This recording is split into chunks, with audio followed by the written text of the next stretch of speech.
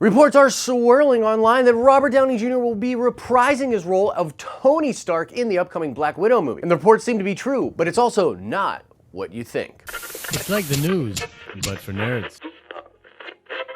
Today's shout out goes to Mark Faust. Indeed, Franklin Richards is the character with a pet, Galactus from Marvel Comics. Make sure you stay at the end of this video where we will ask another nerd card question. What's up, everybody? Happy Monday to you. I am Josh. Welcome back to the den. And I know, man, Mondays can suck. Mondays are rough. But statistically speaking, if you smash like on this video, you're 10 times more likely to have a good Monday. Is that true? That's delightful.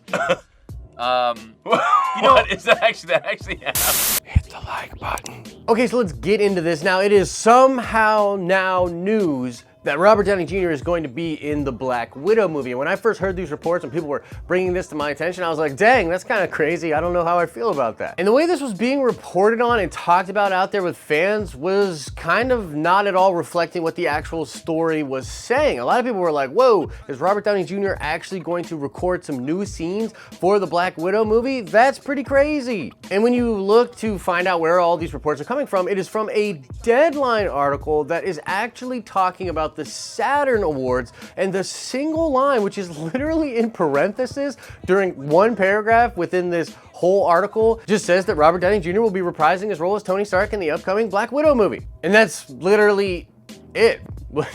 Like, that's it. And what's interesting about this is we knew that Tony Stark was in both the San Diego Comic-Con and the D23 trailer for the Black Widow movie. There's a scene with Tony Stark literally telling Natasha to run. And a lot of people speculated that that scene looked like it was from around the time of Civil War, which is when we think the Black Widow will at least in part be taking place. And now we're seeing a lot of like news outlets come around to this idea and figure it out and report more accurately what is happening. And it will likely just be Robert Downey Jr. and some deleted scenes from around that time of Civil War, some scenes between him and Black Widow, and that will be in the movie. Now, while I totally get trying to get some clicks around this thing, and the fact that Robert Downey Jr. coming back in anyway is a pretty big deal, like it will actually probably help the film, and the reason it's in those trailers before, and the reason it'll probably be in the trailers for the actual movie is because Robert Downey Jr. is a huge draw.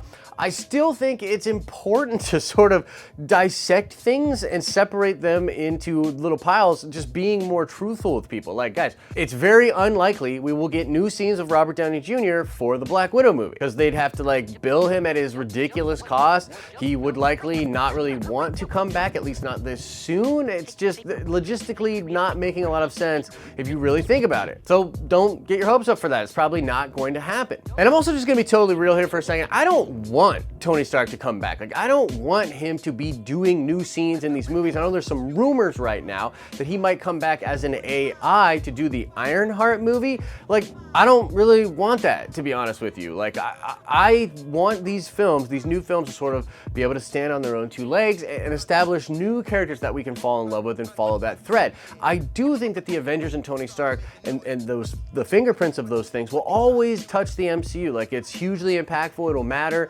it's really important to the overall canon, but I don't think you need to keep bringing him back. It's going to feel very gimmicky if you just keep bringing him back. I mean, I'm really like willing to let it go, even like using old footage and stuff in Black Widow, because it feels kind of like an exception. Like, this movie, even though it technically starts phase 4, kind of takes place in phase 3, so it's a weird situation, and I do want the movie to have as much of a chance to pop as possible, because I really like Scarlett Johansson in that role. I think she's put in her time, and she's an amazing actress, and she's nailing this role. So I'm really looking forward to the Black Widow movie, and if this can somehow help the movie and hype the movie, I'm cool with it. Like, I can let it go, but my overall take is, like, stop just trying to use Robert Downey Jr. Now, strangely enough, one of the reasons I don't want them to be using Robert Downey Jr. in this movie, and I really don't want them to be using Robert Downey Jr. in an Ironheart movie if they go that route, is because they will eventually bring Robert Downey Jr.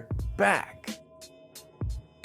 Yeah, I know, that sounds like weirdly hypocritical, but just go with me on this. I have always said, after watching Avengers Endgame, that it has this beautiful comic book thing going on where you can actually bring both Captain America and Iron Man back into canon, but I would leave those toys off the shelf for a long time and bring them back for a big event film. Something like Secret Wars always made the most sense for me. I mean, specifically with Cap, because he goes into a time machine which goes to branch timelines, sort of parallel realities, and he has all the Infinity Stones and Mjolnir. Like, that's just wild, man. Like, that's just setting that up for that young Captain America to pop out of a time portal or something in like a Secret Wars down the line. And similar to that, you can use Iron Man. Iron Man can come back as either like a resurrected person or from a different timeline or something. Like, it would make sense to have these guys come back, but it needs to feel right. It needs to feel like that Chewie we're home moment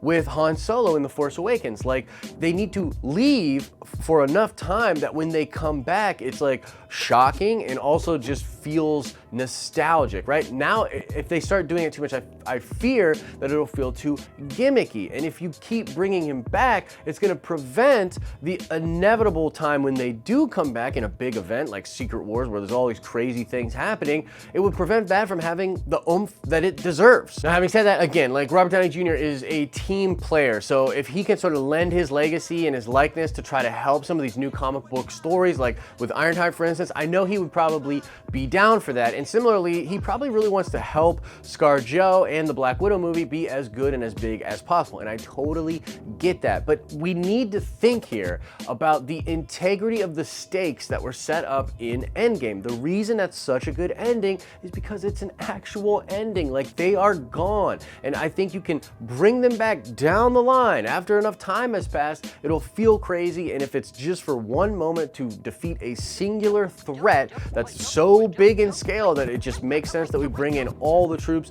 from the past, present, and future, like, that works. But do not just keep leveraging Robert Downey Jr. to get people to go to the theater. Like, it has to pass on. The baton has to pass on. We have to let the Phase 4 characters carry Phase 4. And with the X-Men and the Fantastic Four on the way, like, there's gonna be awesome characters aplenty for us to focus on. But that is the news out there, guys. Reports about Robert Downey Jr. being in the Black Widow movie are being blown way out of proportion, in my opinion. Here to clarify it and let you know what I think is really going on. So let me know what you think about that in the comment section below. And now let's check the nerd card before we get out of here. I want to know the character of Ironheart. What college was she attending when she created her own version of the Iron Man suit? Answer that question in the comment section below. As I always say, I hope you're having an awesome and a nerdy day, and I'll see you in the next video.